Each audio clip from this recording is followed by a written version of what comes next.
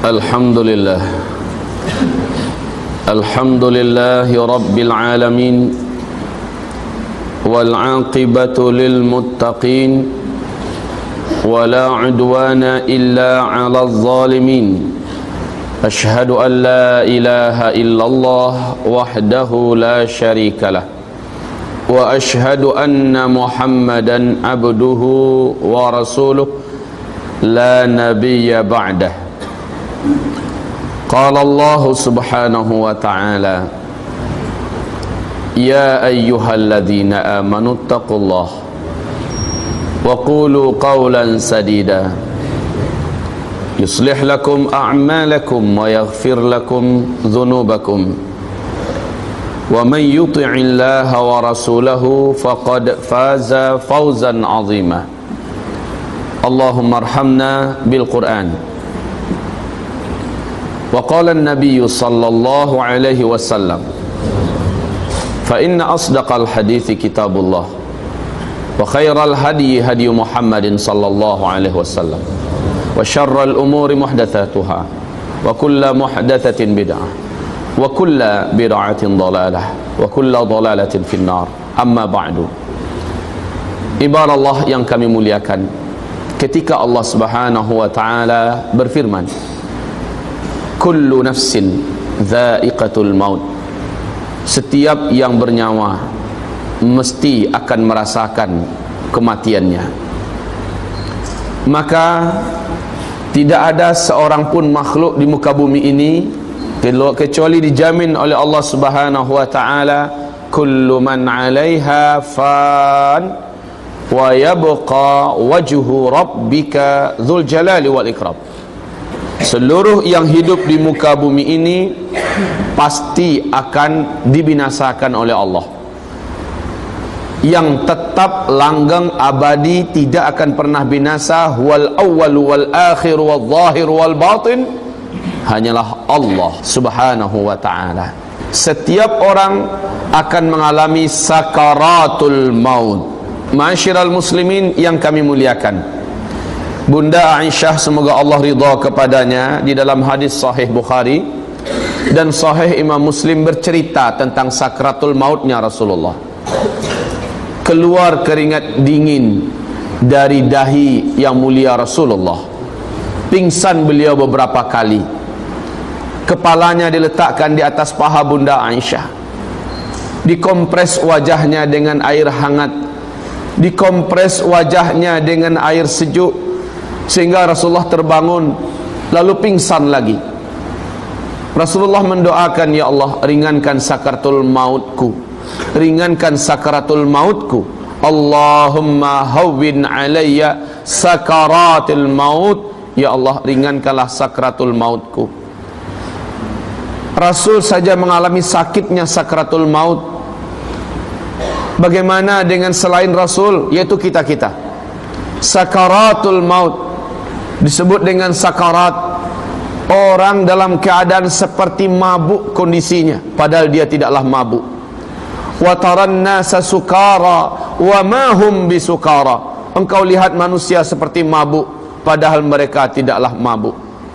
Kesakitan yang dialami dalam sakaratul maut ini, Rasul mengatakan, bagaikan seluruh bumi ini menghimpitmu dari ujung kaki terus naik ke atas, terus ke atas. Jangankan seluruh bumi kaum muslimin, satu mobil truk, satu mobil tronton saja melindas kita dari ujung kaki, terus naik ke betis, terus naik ke paha, terus naik ke pinggul kita, terus naik ke perut kita, terus ke dada kita. Sakit apa yang tidak bisa dikatakan? Dan itu perlahan-lahan dirasakan, perlahan-lahan. Kaum muslimin yang kami muliakan, nyawa pun dicabut tergantung pada amal yang dikerjakan orang ini semasa hidup. Saya ingin sampaikan tema kita pada subuh hari ini, perjalanan menuju akhirat. Apakah kita tahu bahwa manusia dalam hidup ini, bagaimana sakratul mautnya itulah penentu bagaimana dia itu setelah kematiannya. Bagaimana sakratul mautnya, lihat seperti apa nasibnya setelah itu, tergantung pada sakratul mautnya. Jika dia adalah orang yang banyak tabungan ketaatan dan kesolehannya, insya Allah sakratul mautnya indah. Sakratul mautnya akan nampak ciri-ciri husnul khatimah. Tapi jika orang ini semasa hidupnya adalah pendurhaka kepada Allah, maka ibadallah yang kami muliakan, berat sakratul mautnya, tidak bisa disembunyikan. Orang yang menyaksikan akan ngeri menyaksikan. Rasul mengatakan 70.000 malaikat dalam Sahih Muslim turun dari langit. Si calon mayat ini menyaksikan siapa yang turun dalam jumlah yang banyak. Jika dia orang yang beriman, soleh dan taat, ternyata 70.000 ini adalah malaikat yang memberikan wajah-wajah yang cantik, wajah-wajah yang bersih, sedap dipandang mata. Bibir mereka tersenyum turun ke bumi, mengelilingi sang calon mayat ini. Jika dia orang yang soleh, jika dia orang yang taat. Lalu salah seorang di antara mereka, kata Rasulullah, yaitu malaikat maut, keluar di antara 70.000 itu, kemudian menghampiri sang calon mayat untuk menarik nyawanya pelan-pelan, perlahan-lahan.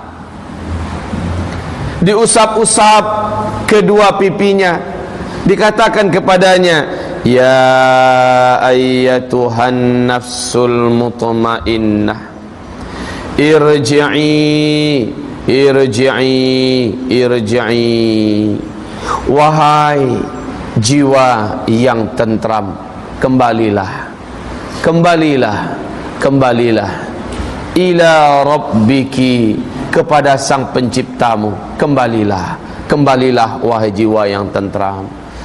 Dibelai-belai agar ruh mau meninggalkan badan, dibujuk-bujuk, dirayu-rayu dengan perlahan-lahan, irji'i ila rabbiki radiyatan mardiyah, kembalilah, ketahuilah Allah sedang ridha kepadamu, Allah sedang suka untuk bertemu denganmu. Engkau pun suka kan bertemu dengan Allah yang menciptakanmu, kembalilah, keluarlah wahai roh, keluarlah wahai roh, ya ayyatuhan nafsul mutmainnah, irji'i ila rabbiki radiyatan mardiyah. Hamba-hamba Allah yang kami muliakan, langsung kata Rasulullah, dibukakan untuknya tirai gaib. Hanya si calon mayat ini yang mampu melihat apa yang ada di balik tirai gaib itu, pemandangan surga, subhanallah. Lalu diperlihatkan tempat tinggalnya, dikatakan kepadanya, ini tempatmu. Ada rumah yang maha besar, maha indah, maha megah, maha mahal, yang tidak bisa terlihat di muka bumi ini. Tak pernah terdengar oleh telinga ada makhluk di bumi ini yang sanggup membuat seperti itu. Ditambah dengan taman-taman yang memukau dan sangat menakjubkan. Dan tertulis di situ di pintu gerbang besarnya bahwa pemilik tempat ini adalah dia, subhanallah. Maka dikatakan, fadkhuli fi ibadi wadkhuli jannati, masuklah, bergabunglah engkau ke dalam hamba-hambaku, masuklah, bergabunglah engkau ke tempat tinggalmu, yaitu surgaku, kata Allah subhanahu wa ta'ala. Maka nyawa ini tamak untuk ingin masuk ke situ. Nyawa ini pun mulai melepaskan sedikit demi sedikit bagian tubuh ini. Dengan senang hati dia pun keluar. Walaupun begitu, kata Rasulullah, tetap seperti diiris-iris rasa sakitnya kematian itu.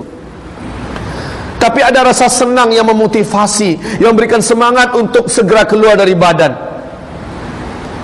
Setelah nyawa ini bisa keluar, dibantu oleh malaikat dengan perlahan-lahan, seperti seorang bidan yang sedang membidani seorang wanita yang sedang melahirkan, pelan-pelan anaknya ditarik keluar. Begitulah nyawa ini ditarik. Setelah nyawa itu keluar daripada jasad, yang terakhir sampai ke dada, kaki sudah dingin, betis sudah dingin, lutut sudah dingin, paha sudah dingin, perlahan-lahan keluar sampai di perut, kemudian sampai di dada. Dada pun berat, tersengal-sengal, mulut mulai ternganga karena beratnya tekanan yang dirasakan. Walaupun begitu, ruh masih berusaha untuk keluar dan sampailah ke tenggorokan. Saat itu, ibadah Allah yang kami muliakan, tidak ada lagi taubat yang akan diterima bagi yang belum sempat bertaubat. Saat itu kemudian ruh tersangkut di bagian tenggorokan ini. Jika amalnya banyak, maka ruh ini akan boleh melepaskan melepaskan ikatan di kerongkongan. Kaum muslimin yang kami muliakan, sakit tidak dapat dibayangkan, tapi inilah sakit terakhir pengampun dosa-dosa seluruhnya. Apabila dia ikhlas dan ridha, ruh pun lepas. Dan kata Rasulullah, tabi'athul basar, yang paling terakhir menyaksikan keberangkatan ruh adalah dua bola mata ini. Dua biji mata ini menyaksikan. Sehingga siapapun manusia yang meninggal dunia, mesti kedua bola matanya menyaksikan keberangkatan ruh meninggalkan. Makanya disunnahkan kita menutupnya. Ibadallah, walaupun dia orang beriman, soleh dan taat, apakah kita berfikir bahwa orang ini akan ditinggalkan syaitan? Dia tidak akan digoda oleh syaitan? Tidak, demi Allah. Justru godaan syaitan yang terkutuk, puncak-puncak godaan syaitan. Perjuangan paling terakhir syaitan menggelincirkan anak cucu Adam adalah ketika sakaratul maut ini. Disinilah puncak perjuangannya, menyesatkan anak cucu Adam. Rasul bersabda, syaitan menghampirinya dalam bentuk keluarganya yang sudah meninggal dunia. Dalam bentuk keluarga yang sudah meninggal dunia. Mungkin ayahanda kita yang telah almarhum meninggal dunia, mungkin ibunda kita, siapakah umpamanya orang yang telah meninggal dunia dan dia dekat di hati kita, dia akan datang syaitan itu berupa orang yang ini. Lalu dia membisikkan, Ananda, ayah sudah dulu nak, ayah menantikanmu. Mak sudah dulu nak, mak menunggumu. Mak rindu denganmu Nanda. Nanda, mak sayang kepadamu. Ketahuilah agama yang lurus itu, agama yang benar itu adalah agama Yahudi nak. Masuklah engkau ke agama Yahudi ini. Anggukkan kepalamu, isyaratkan engkau setuju nak. Bagi syaitan itu cukup pak. Kalau dia syaitannya syaitan Nasrani, maka dia akan menggoda nak. Agama yang benar itu adalah agama Nasrani nak. Ayo nak, anggukkan dan isyaratkanlah olehmu engkau setuju dengan agama Nasrani, maka engkau telah masuk ke Nasrani, engkau akan masuk surga nak, engkau akan bahagia semacam mak. Mak dah bahagia sekarang. Mak menjelang akhir hayat juga mengucapkan dan mengiyakan. Itu syaitan kaum muslimin. Sebagaimana Rasul mengatakan, hendaklah ketika si calon mayat sedang sakarat, siapapun keluarga yang ada bacakan surat Yasin wal Qur'anil Hakim. Bacakan ini supaya syaitan tabang ambu, kata orang Padang. Supaya syaitannya pergi menjauh. Ibadallah yang kami muliakan, laqinu mautakum la ilaha illallah. Diperintahkan harus talqinkan saat setan menggoda agar kita kafir kepada Allah. Saat itu keluarga kita hendaknya di samping dan mentalkinkan kita kalimat tauhid. Waktu lahir kita diazankan dan diqamatkan, waktu meninggal kita ditalkinkan, supaya kita disambut dengan kalimat tauhid dan ditutup dengan kalimat tauhid. Ini hikmahnya. Setelah itu ruh pun keluar. Apabila kita memang orang yang kuat imannya sebelumnya, ruh keluar dengan husnul khatimah. Langsung kata Rasulullah, malaikat yang 70.000 tadi memandikan ruh tadi dengan air suci yang dibawa dari langit. Subhanallah.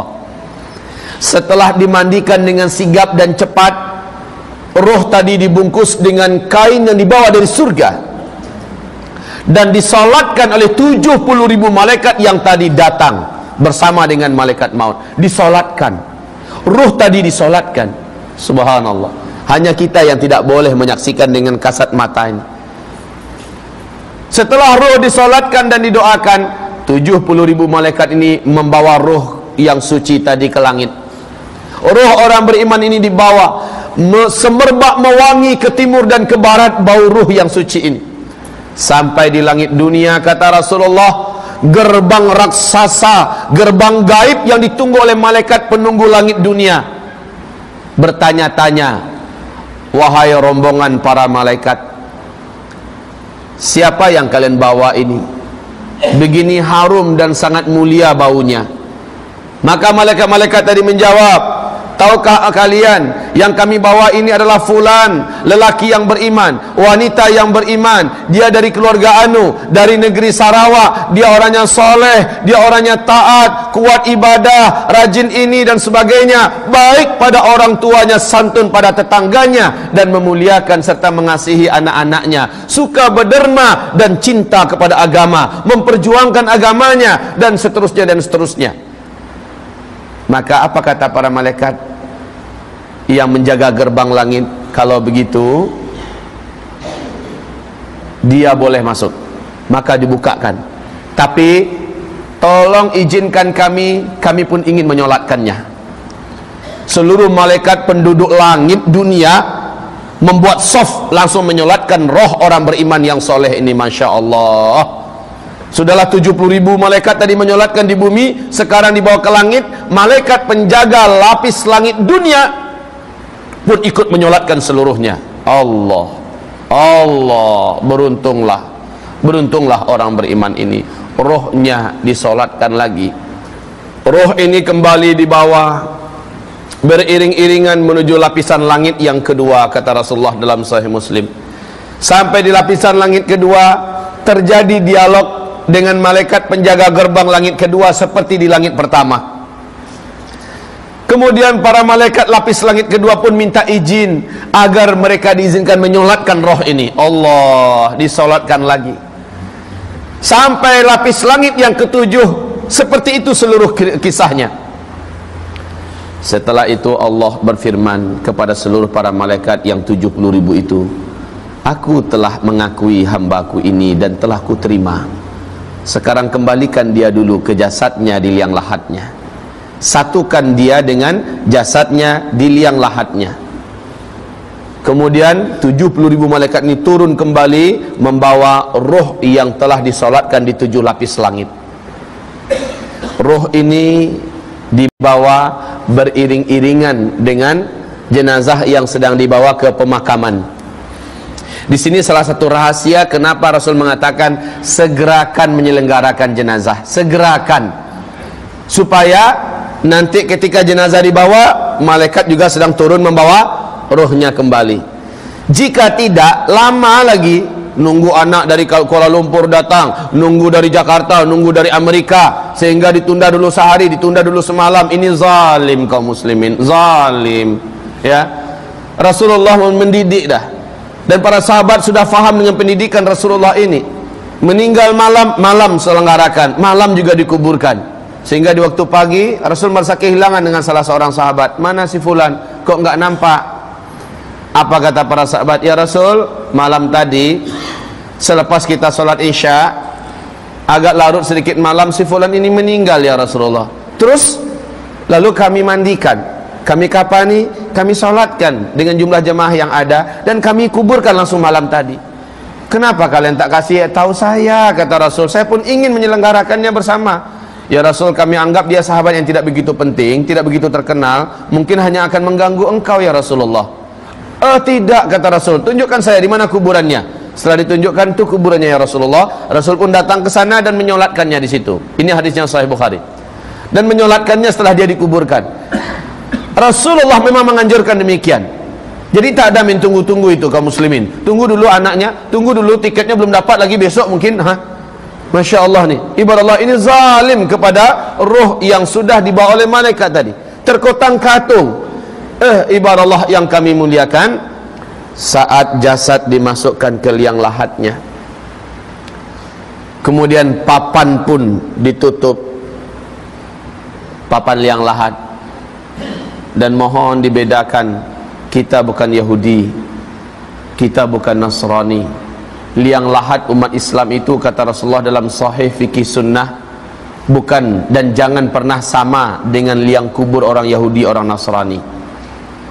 Memang betul-betul dibuat di pinggir lah. Ini kedalaman 2 meter, ya kan? Ini kedalaman 2 meter. Gali liang lahatnya di pinggir ini. Yang namanya lahat itu adalah menyamping ke dalam, itu namanya lahat. Ya, kalau dibuat di tengah macam itu, ini seperti ini, kemudian dibuat lagi seperti ini, baru taruh mayat sini, ini meniru Yahudi dan Nasara. Kalau kita buat lahat, saya tak tahu di Malaysia macam mana. Yang disebut maksud dengan lahat itu. Indonesia sekarang sudah marak seperti ini kuburannya. Habis itu di sini mereka buat udah marak, udah banyak maksudnya yang membuat macam ini.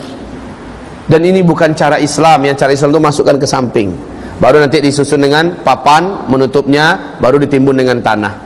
InsyaAllah di sini macam itu juga kan. Alhamdulillah.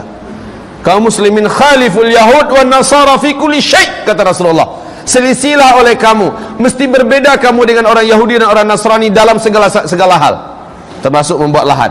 Saat dimasukkan ke lahatnya, dikasih papannya, tanah pun ditimbun, dipadatkan, ditambah lagi, dipadatkan, ditambah lagi, akhirnya sampai ke atas.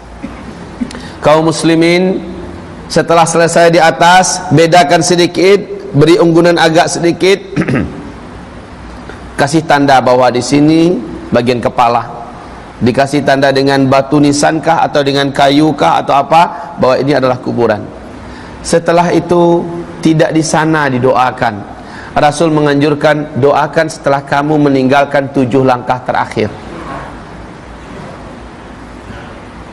Is'alullaha limautakumut tathbita fa innahu al-ana yus'alu. Sekarang, kata Rasul, sekarang doakan keluarga kamu, saudara kamu yang baru kamu kuburkan ini, doakan. Sekarang dia sedang ditanya oleh 2 malaikat Munkar dan Nakir.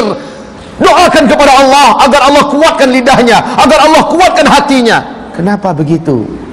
Rasulullah bersabda, saat langkah yang terakhir dari orang yang paling terakhir meninggal kuburan, di langkah ke-7-nya, si mayat di dalam liang lahat tadi sudah disatukan oleh Allah dengan ruh, dengan oleh malaikat dengan ruhnya. Dia hidup, Pak, seperti kita hidup sekarang. Hanya tak boleh lagi menggerakkan badan, tidak boleh lagi memanggil, "Oh, jangan tinggalkan aku." Sudah tidak bisa. Tetapi dia menyaksikan semua, Pak, si mayat ini seperti kita menyaksikan. Pemandangan kubur saat itu memang mencengkeram dan menakutkan. 2 malaikat datang, kata Rasulullah. Hanya si jenazah yang sudah bersatu kembali dengan rohnya yang mampu menyaksikan ini. Wajah 2 malaikat itu begitu garang, begitu marah. Mata 2 malaikat ini mata merah yang membara. Suara malaikat ini menggelegar bagaikan petir di pangkal telinga, keras sekali. Yang dipanggil oleh malaikat ini hanya dia. Marrabbuka, bukan siapa namamu. Masmuk, tidak ada. Siapa namamu? What is your name? Enggak. Tapi marrabbuka, madinuka, wa madza taqulu an hadzal rajul. Rasul bersabda, jika dia bukan orang yang beriman, orang yang bertakwa kepada Allah dalam hidupnya, dia tidak akan mampu menjawab walaupun dia hafal semasa dunia. Oh, itu toh pertanyaan malaikat dia hafal-hafal sekarang untuk bisa menjawab nanti. Enggak bisa. Orang yang diberi oleh Allah kemampuan untuk menjawab adalah orang yang telah membuktikan isi jawaban itu ketika dia masih hidup di dunia. Maka inilah orang yang mampu menjawab. Dan itu wajib dibantu dengan doa saudara-saudaranya yang masih hidup, yang baru saja meninggalkan pekuburan. Kaum muslimin yang kami muliakan, saat itu orang yang beriman akan menjawab, yuthabbitullahu alladhina amanu fil hayatid dunya wal akhirah. Yuthabbitullahu alladhina amanu fil hayatid dunya wal akhirah. Allah akan kuatkan lidah orang-orang yang beriman untuk menjawab pertanyaan itu di dunia dan juga di setelah kematiannya. Dia mampu menjawab, Rabbi Allah, Rabbku adalah Allah. Agamaku adalah Islam. Adapun laki-laki ini, dia adalah Rasul Allah, teladan kami. Kami beriman kepadanya dan kami mengikuti apa yang diajarkannya. Maka fanada munadin minas sama, terdengarlah suara dari langit, hambaku benar, aku telah menerimanya, aku mengakuinya. Kemudian dinampakkan, kata Rasulullah, di dalam kubur itu pemandangan neraka, terbuka pintu neraka dan terbuka jalan menuju ke neraka. Di situ ada tempat penyiksaan yang sangat mengerikan dan menakutkan. Tertulis di pintunya nama dia, ketakutanlah hamba ini. Ketakutan. Siapa yang tidak takut? Ada tempat penyiksaan di dalam neraka, di situ tertulis atas nama dia. Umpamanya namanya Fadlan. Ada yang nama Fadlan di sini? Enggak. Zulkifli saja. Zulkifli Muhammad Ali. Biar tidak ada yang tersinggung. Zulkifli Muhammad Ali. Kemudian tempat itu disegel, ditutup. Kemudian apa kata malaikat Munkar dan Nakir? Mestinya di sini tempatmu jika engkau dulu di dunia durhaka dan durjana kepada Allah, bermaksiat kepada Allah. Tapi Allah telah menutup ini selama-lamanya buatmu. Ditutuplah pintu neraka itu dan dihilangkanlah jalan menuju ke sana. Legalah roh ini, legalah nyawa ini, dan si jasad pun merasa tenang. Kemudian dibukakan pemandangan yang lain. Ini dia yang waktu akan meninggal dunia dia lihat. Pemandangan yang luar biasa indahnya, terbentang jalan yang begitu menawan menuju ke sana. Dan tertulis namanya, dia penghuni tempat itu. Maka dia segera bangkit untuk menuju ke sana. Ditahan oleh malaikat. Mau kemana? Mau ke situ, ke tempat saya. Nanti Allah menjanjikan kamu akan memasukinya, tetapi setelah kiamat. Kiamat dulu Pak ya. Tunggu Pak ya, sabar. Lalu saya gimana? Ada tempat spesial disiapkan oleh Allah untukmu, yaitu di taman surga. Belum boleh masuk surga, main-main di tamannya aja dulu ya, sabar ya. Dibawa lah. Akhirnya Rasul mengatakan, al-qabru rawdatun min riyadil jannah. Kubur itu bagi orang yang beriman dan bertakwa menjadi satu taman di antara taman-taman surga. Dia tidak lagi sedih, dia tidak lagi takut, dia tidak lagi cemas, dia sudah selamat sudah. Siapa yang selamat di alam kuburnya, maka dia pasti selamat buat selama-lamanya. Siapa yang celaka di alam kuburnya, dia tidak akan selamat setelah itu. Orang ini pun dibawa ke a'la illiyin, tempat ruhnya orang-orang yang soleh. Bergabunglah ia dengan sebelumnya. Ayah, oh Ananda, alhamdulillah Ananda selamat bergabung dengan ayah. Bertangis-tangisanlah sang ayah dan anak yang bertemu di alam barzakh. Ternyata tempat mereka sama, di a'la illiyin, di raudhah min riyadil jannah. Allahu akbar. Oh Ananda, alhamdulillah keselamatan. Begitulah pertemuan antara ruh nanti di alam barzakh. Tapi yang memilukan hati adalah, karena tempat ar-ruh itu hanya dua, di a'la illiyin, di langit sana, di taman-taman surga, atau di asfalas safilin, di dalam perut bumi, lubang penyiksaan, satu lubang di antara lubang-lubang neraka. Apabila dia ternyata pendurjana di muka bumi ini, kalaupun dia beramal, dia ria karena manusia tidak ikhlas, pemalas dan suka berbuat dosa. Ibarat Allah, tempatnya di asfalas safilin, hufuratun min hufarin niran, satu lubang di antara lubang-lubang neraka.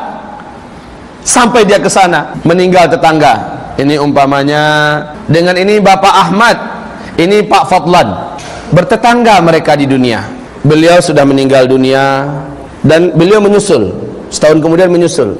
Ternyata karena mereka sama-sama soleh dan taat di kehidupan dunia, ketemunya di a'la illiyin, bersalam-salaman dan bertegur sapa. Rasul menceritakan dalam hadis-hadis yang sahih, berceritalah, gimana ketika kamu meninggal dunia?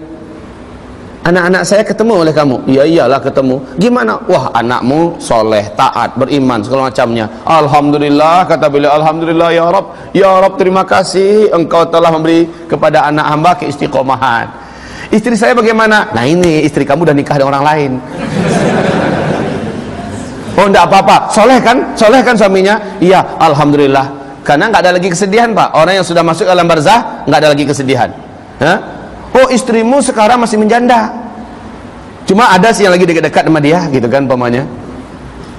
Nah kaum muslimin yang sedihnya, anak saya nomor 2 gimana? Kamu ketemu nggak? Loh kamu nggak tahu ya, anak kamu yang nomor 2 kan udah meninggal 3 bulan yang lalu. 3 bulan yang lalu dilihat daftar di alam barzakh sana, didatangilah malaikat yang menjaga nama-nama orang-orang yang sudah masuk ke alam barzakh di a'la illiyin. Nggak ada nama anak itu. Maka menangislah sang orang tua, ternyata pasti anaknya masuk ke asfalasa, berarti dia bukan termasuk anak yang beruntung. Iya, dia semasa saya hidup aja dia jahat pada kami kedua orang ibu bapaknya. dia suka mempermainkan sholat segala macamnya. Sekarang dah mati anak saya. Udah, ya Allah. Sudah. Kaum muslimin yang kami muliakan, masuk ke dalam asfalas safilin. Nauzubillah. Bercerita. Nanti yang ketiga Pak Fadlan nyusul meninggal 3 tahun yang kemudian. Kedua bapak ini, Pak Muhammad dengan Pak Ahmad, bercerita pula. Bila mengatakan, bagaimana dengan istri saya? Istrimu sekarang sudah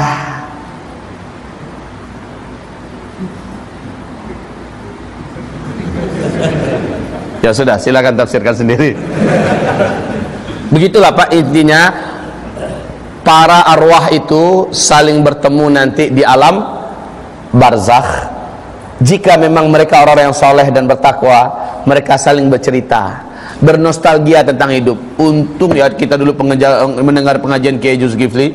Setelah itu kita rajin beribadah. Sekarang kita masuk di tempat yang berbahagia. Iya, alhamdulillah banget. Di mana Kiai Zulkifli itu sekarang? Kabarnya dia masih hidup tapi sedang sakit. Kita tunggu aja sebentar lagi. Siapa tahu begitu ya. Kaum muslimin yang kami muliakan, selesai sudah cerita ruh orang yang baik. Mau kita lanjutkan? Boleh? Sampai pukul berapa? Astaga. Sampai pukul 12 katanya. Baik kaum muslimin, kita dengarkan perjalanan ruh orang kafir, perjalanan ruh orang Islam tapi munafik, perjalanan ruh orang Islam tapi musyrik. Ini yang bahaya Pak. Kita dengarkan. Rasul menyebutkan, masih sambungan hadis yang panjang tadi, 70.000 malaikat turun dari langit dengan pakaian-pakaian hitam yang gelap. Mata mereka bagaikan bara api yang begitu mengerikan. Wajah mereka seram, tak ada rasa kasih sayang sedikit pun, tidak ada senyum sedikit pun. Begitu angker dan begitu geramnya malaikat-malaikat 70.000 ini turun untuk mengelilingi si calon mayat yang kafir ini, si calon mayat yang munafik ini, si calon mayat yang musyrik ini, yang ahli dosa dan maksiat ini. Wajah mereka seram semuanya. Salah seorang di antara mereka, dan ini yang paling mengerikan, ini yang punya wajah paling tidak ada senangnya siapapun yang melihatnya, dan inilah malaikat maut. Keluar di antara 70.000 itu dan mulai membentak, keluar kamu. Yang disuruh keluar adalah ruh. Ya ayyatuhan nafsul khabithah, hai jiwa yang kotor, hai jiwa yang hitam, hai jiwa yang menjijikkan, keluar. Manalah mau, sedangkan dilembutkan saja masih, ini apalagi dibentak-bentak. Manalah mau keluar kaum muslimin. Kaum muslimin yang kami muliakan, malaikat langsung memasukkan jari-jarinya ke mulut orang ini untuk menarik ruh itu dengan kasar. Setelah itu diperlihatkan kepadanya pemandangan neraka dengan berbagai macam jenis siksaan, dan dia tertulis namanya di situ. Tempat ini adalah tempat si fulan. Nama dia si calon mayat. Makin takutlah roh ini keluar, betul tidak? Makin tidak mau keluar. Di situ dihantam oleh malaikat. Yauma nadribu wujuhahum, kami pukul wajah mereka, tepak keluar, kamu keluar. Kemudian punggungnya juga dihantam, lambungnya dihantam, diinjak-injak oleh malaikat, keluar kamu, keluar. Makin kuatlah cengkeraman ruh itu di dalam tubuh ini. Luar biasa sakitnya itu Pak. Kalau Bapak mau tahu bagaimana sakitnya, tanyakan yang udah mati. Tapi yang su'ul khotimah lah ya, tanyakan pada mereka. Insya Allah Bapak takkan berhasil. Kaum muslimin yang kami muliakan, dipaksa. Singkat cerita, bayangkan menarik rambut dari tepung itu enak, tetapi menarik besi-besi yang yang runcing-runcing itu dari sebuah tepung yang basah, itu rontok-rontok nggak tepung itu semua? Rontok-rontok kaum muslimin. Begitu istilahnya, begitu kerasnya roh itu ditarik, dan terdengarlah tanda-tanda sakaratul maut yang su'ul khotimah dari orang ini. Rasul mengatakan, orang yang mengalami sakaratul maut itu bagaikan kuda yang disembelih dengan besi yang berkarat. Sakit, bunyi suaranya sangat kedengaran. Kaum muslimin yang kami muliakan, singkatnya roh itu pun keluar. Roh itu tidak dimandikan, langsung dibungkus dengan kain kasar yang dibawa dari langit, dan kain itu pun busuk. Roh tadi keluar sangat busuk sehingga para malaikat-malaikat tadi pakai masker. Nah, itu istilah saja kaum muslimin. Saking busuknya bau ini, malaikat-malaikat itu semakin memburuk wajah mereka dengan bau si ruh yang menjijikkan itu. Dibawalah ke langit sambil diseret-seret. Kalau tadi dibawa dengan penuh penghormatan, ini diseret-seret dibawa ke langit. Sampainya di langit, terganggulah malaikat penghuni langit dunia. Dan penjaga gerbang malaikat penjaga gerbang langit dunia bertanya, bau apa ini? Siapa yang kalian bawa? Maka dikatakan, ini adalah si Fulan bin Fulan. Ini adalah orang Jakarta. Dia kerjanya ketika hidup di dunia berzina aja terus. Ketika hidup di dunia merampok, dia berjudi, dia adalah peminum tua, dia anti sholat, dia bla bla bla bla bla bla bla. Ceritakan semua kejahatannya. Apa kata para malaikat? Kami tidak mau mengotori dan merusak pemandangan langit dunia ini dengan ruh yang seperti ini. Kami tak akan bukakan pintu untuknya. Menggelegarlah suara dari langit, bawa celaka ini kembali ke bumi. Masukkan dia dan gabungkan dia dengan jasadnya di liang lahatnya. Di situ kaum muslimin, Rasul bersabda, ketika iring-iringan jenazah dibawa ke pemakaman, mau diantarkan ke liang lahat, ruh ini berkata, mau dibawa kemana? Saya mau diapakan? Kata ruh ini, ya, dia hanya melihat jasadnya saja. Dia tidak bisa melihat orang yang membawa jasad ini. Mau dibawa kemana? Saya mau diapakan? Oh diriku, oh celakalah aku. Saat dimasukkan ke liang lahat, orang kalau su'ul khotimah, Pak, akan ada tanda-tanda su'ul khotimah didapati. Tanda-tanda su'ul khotimah itu di dalam kitab yang ditulis oleh, yang ditaklik oleh 3 ulama besar, Syekh Albani, Syekh Utsaimin, dan Syekh Abdul Rahman As-Sa'di, yaitu perjalanan ke akhirat. Ibarat Allah yang kami muliakan, kitab misteri kematian, ya, misteri kematian. Dan di dalam kitab ini, perjalanan ke akhirat juga lengkap menceritakan tentang perjalanan setiap ruh dan pengalaman di alam kubur, serta perjalanan di padang mahsyar dan seterusnya. Ibarat Allah yang kami muliakan, di sini roh ini akan mengalami beberapa tanda su'ul khotimah. Di antara tanda su'ul khotimah, bentuk kematian yang mengerikan, wajah yang berubah menghitam, wajahnya berubah menghitam. Kemudian apabila dia dikuburkan atau dimandikan, akan terjadi hal-hal yang tidak baik pada tubuhnya. Ada tanda-tanda yang tidak baik. Ketika dia dikuburkan pun ada beberapa tanda, tak sempat kita sampaikan sekarang. Minimal tandanya beberapa kejadian nyata ini.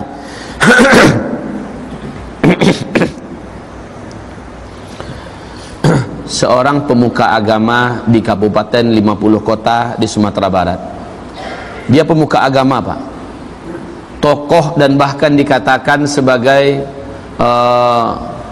khalifah lah, kalau kata orang-orang pengajian di Sumatera Barat. Meninggal dunia, meninggalnya juga ngeri meninggalnya, padahal dia tokoh agama, seorang khalifah malah diistilahkan. Kemudian dimandikan, dikapani, dan disolatkan, diantarkan ke kuburan. Waktu mau dimasukkan, liang lahatnya itu menyempit, jadi tak muat. Kemudian ditarik balik ke atas jenazah tadi, dilapangkan balik, digali dengan skop, dibuang tanahnya ke atas, diperlebar, diperbesar, dimasukkan lagi, sempit lagi. Memang sempit kaum muslimin, tak muat, macam cocok untuk anak umur 5 tahun ke bawah aja. Semua yang menyaksikan takjub. Itu dari pukul 2:30, ya, dari pukul 2:30. Tahu tidak sampai jam berapa? Sampai menjelang maghrib. Bolak-balik dimasukkan, tidak dapat, menyempit terus tanahnya. Kemudian karena orang dah mau maghrib, hari juga mau hujan, udah gelap di langit, mau hujan, mau maghrib, terpaksa dimasukkan dengan ala kadarnya, ya. Dimasukkan dengan paksa, ditekuklah bagian-bagian lututnya, ditekuk ke atas, bagian paha, pangkal paha juga ditekuk, kemudian kepala juga ditekuk, dimasukkan begitu. Padahal guru besar mereka itu, guru besar mereka. Akhirnya dimasukkan dengan paksa, agak memiring, bukan lagi lurus normal, dimasukkan. Ketika diletakkan papannya, baru saja papan terakhir, semua yang ada di atas mendengarkan bunyi tulang yang diremukkan. Bunyi tulang yang diremukkan, kertak, semuanya mendengar, semua yang ada di atas mendengar. Masya Allah, Masya Allah. Singkatnya, memang semasa hidup dia termasuk orang yang suka mengambil tanah orang lain, tanah anak muridnya. Mentang-mentang dia guru besar, mentang dia ditakuti karena dia punya banyak kesaktian, kata orang itu karamah segala macamnya. Ya, kaum muslimin akhir hayatnya Allah permalukan seperti itu. Itu kejadian nyata. Kejadian yang kedua, ini langsung di depan mata saya dan saya yang mengalaminya. Sakratul mautnya keluarganya yang tahu. Disiram Pak, sampai banjir bilik dia, tempat dia mati itu. Dia panas, minta disiram terus, minta minum terus, minum panas, kemudian dikasih minum, masih haus, panas, badannya disiram Pak, kayak orang nyiram kebakaran. Disiram terus sampai berlinang, sampai naik ke atas mata kaki air di kamarnya itu. Orang yang di bawah juga nyiram air keluar, dia disiram terus. Panas kok muslimin, panas, haus. Mati dia dalam keadaan buruk, matanya membelalak, mulutnya mengeluarkan busa, mati. Istrinya datang ke rumah saya, menangis, Ustaz, tolong Ustaz, suami saya dah meninggal dunia. Innalillahi wa inna ilaihi raji'un. Kapan Bu? Baru Ustaz, tolong ya Ustaz ya, tolong selenggarakan. Iyalah, saya datang Bu, insyaallah. Saya datang kaum muslimin. Sesampai di sana, saya ikut memandikan. Tak usahlah saya ceritakan apa yang saya saksikan ketika memandikannya. Lalu dikapani, saya yang mengapani. Setelah itu dibawa bersama-sama ke musola, ke surau. Di samping surau itu langsung pemakaman umum. Di samping pemakaman umum itu langsung jalan yang boleh ditempuh oleh satu mobil saja. Di samping jalan itu sawah ke bawah, kira-kira 3 meter tuh sawah tuh. Sawah, udah terbayang kira-kira. Musola, kemudian pemakaman, jalan, sawah. Oke? Saat dia diantarkan ke pemakamannya,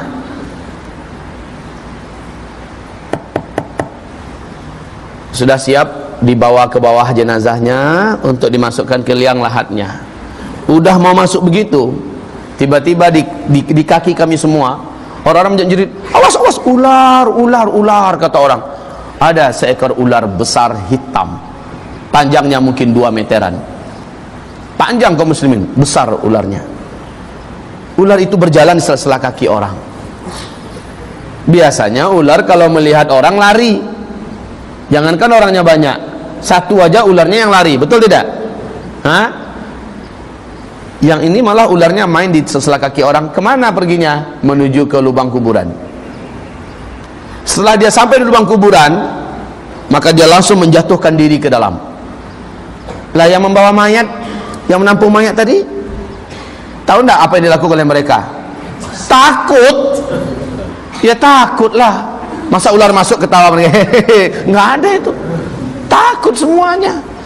Dalam ketakutan itu, ular tadi langsung masuk ke liang lahat. Masya Allah, memilih posisi di liang lahat seperti nunggu dah, cepat masukin cepat. Saya udah tak sabar mau. Udah seolah seperti itu kaum muslimin. Akhirnya jenazah ini main lempar begitu aja, disusun papannya secara acak, mereka lari ke atas. Ular hitam kemudian ditimbun. Masya Allah, jenazah dan ular sudah ada dalam satu liang. Sorenya datang adiknya tinggi, seluruh badannya penuh dengan tato. Ternyata adiknya ini pun datang seperti orang setengah mabuk. Ustaz, terima kasih Ustaz sudah menyelenggarakan kematian abang saya. Dia kasih saya amplop, nih Ustaz. Apa ini saya bilang kan? Ini tanda terima kasih kami ya Ustaz. Dia memang pimpinan Samseng lah. Iya Samseng, pimpinan Samseng dia. Saya katakan, ambil balik ini, kasih sama anak-anaknya lebih berhak menerima ini. Allah, kami segan sama Ustaz. Nak ada segan-segan, bawa aja pulang. Makasih Ustaz. Tapi Ustaz, abang saya itu Matinya dalam keadaan mabuk, Ustaz. Ulalah, matinya dalam keadaan mabuk. Man laqiyallaha wa huwa mudminul khamri mata wa huwa alaihi ghadban, kata Rasulullah. Siapa yang meninggal dunia sementara dia masih mencandu khamar, Allah murka kepadanya. Besok paginya, nah ini yang menakjubkan, besok paginya, Masya Allah, tetangga yang pas di depan rumah saya itu pukul 10:30 teriak-teriak menggedor pintu rumah saya, Ustaz buka pintu, Ustaz buka pintu. Macam apa saja, kayak rumah kebakaran. Saya buka pintu, Waalaikumsalam, ada apa? Ustaz, saya baru lewat dari kuburan Ustaz. Ya, kuburan yang itu memangnya ada apa? Biasa Pak, tetangga ini dia yang membuat tempe. Tahu tempe kah? Dia buat tempe, dia membuat tahu. Biasanya pukul 4 subuh, belum subuh lagi dia udah berangkat menuju ke pasar, bawa itu untuk dibagi-bagi sama pedagang lain. Kemudian pulangnya dia jam 9, jam setengah 10 itu udah pulang naik bendi. Bendi adakah di sini? Dokar, saldo, apa? Nggak tahu. Kuda yang pakai bawaan rodanya 2 dari kayu itu. Delman apa namanya? Ya sudahlah, pokoknya paham. Nah, kaum muslimin, dia pulang naik itu, lewat kuburan itu. Tiba-tiba pas lewat di kuburan itu, kudanya mengamuk. Sang sopir kuda ini ya langsung turun dan membawa kudanya ditambatkan tempat yang jauh. Kalau tidak, hampir saja kuda itu loncat ke sawah. Tinggi loh itu. Hampir saja kuda itu dengan delmannya loncat ke sawah. Apa kata sang sopir kuda ini, delman ini? Dia lihat hantu, kuda ini lihat hantu katanya. Lah itulah orang awam ya, lihat hantu katanya. Padahal nggak ada dalam Islam itu istilah hantu itu, nggak ada kaum muslimin. Kemudian dia bawa pergi. Apa tuh Ustaz? Betulkah kuda di siang bolong melihat hantu? Di siang bolong tuh terang begitu hari, apalagi pagi, masa lihat hantu? Iya nggak Ustaz? Katanya. Saya katakan, pernah kejadian sama dialami oleh Rasulullah. Beliau lewat di beberapa kuburan, sementara beliau menunggangi unta, tiba-tiba untanya mengamuk. Rasul sigap turun dan untanya dibawa jauh dan ditambatkan di sebuah batang pohon kurma. Lalu Rasul bertanya, kuburan siapa ini? Ini kuburan siapa, kata Rasul? Salah seorang sahabat menjawab, saya tahu ya Rasulullah, yang itu kuburan Fulan bin Fulan dari kabilah Anu, dari suku Anu. Yang satu lagi ya Rasulullah, itu kuburan Fulan bin Fulan dari kabilah Anu, dari suku Anu. Innahuma yu'adzabani wa ma yu'adzabani min kabir. Mereka sekarang ini dua-duanya dalam kubur ini sedang diazab, padahal itu waktu duha. Itu waktu duha. Mereka sekarang ini sedang diazab, wa ma yu'adzabani min kabir. Bukan karena dosa yang sangat besar mereka diazab, tapi mereka diazab. Amma ahaduhuma, salah seorang di antara mereka disiksa karena ketika hidup di dunia kencing dia. Loh, kita kencing semua nih. Pipis, buang air kecil, tapi dia terbuka dari pandangan umum. La yastatiru min baulih, dia tidak menutup diri ketika buang air kecil. Satu, yang kedua, dan dia tidak memberi pembatas antara dirinya dengan tempat dia membuang air kecil itu. Karena Pak, kalau langsung nembak ke lantai, maka percikannya akan kena ke la yastanji min baulih. Dia tidak bersuci dan dia tidak pakai pembatas, dia terbuka dari pandangan orang. Jadi maaf nih, orang-orang yang pipisnya suka nembak dinding, suka nembak batang pohon, ban mobil, ini orang-orang yang harus diberi ilmu tentang ini. Kasihan Pak, kasihan. Kalau ada anak keluarga kita macam-macam yang buat macam ini, mesti kasih tahu nih apa yang terjadi di zaman Rasulullah SAW. Rasul mengatakan orang ini akan disiksa dalam kuburnya. Otomatis sholatnya tak akan diterima karena ada pipis yang menempel dan jatuh-jatuh ke celananya. Berapa banyak sholat yang dia tinggalkan karena punya kebiasaan yang jelek ini. Yang kedua, kata Rasulullah, yamshi fin nasi bin namimah. Kerjaannya semasa hidup di muka bumi suka mengadu domba orang, membuat orang yang mesra jadi membenci, membuat orang yang berteman menjadi saling bermusuhan, suami istri jadi bercerai, membuat ulama difitnah lalu masuk penjara dan segala macamnya. Ini orang-orang yang macam ini disiksa. Selanjutnya ibarat Allah, ruh itu dimasukkan ke liang lahat, bersatu dengan jasadnya, dua malaikat Munkar dan Nakir datang kepada roh itu, bertanya dengan pertanyaan yang sama, suara yang menggelegar saat itu karena dia tidak punya amal yang cukup di dunia. Maka dia tidak mampu menjawab dan memang tidak bisa dia menjawab. Lidahnya berusaha untuk menjawab apa yang mungkin sudah dia kenal dan dia dengar ketika di dunia. Tapi kata Rasulullah dalam hadis itu bahasanya cuma begini.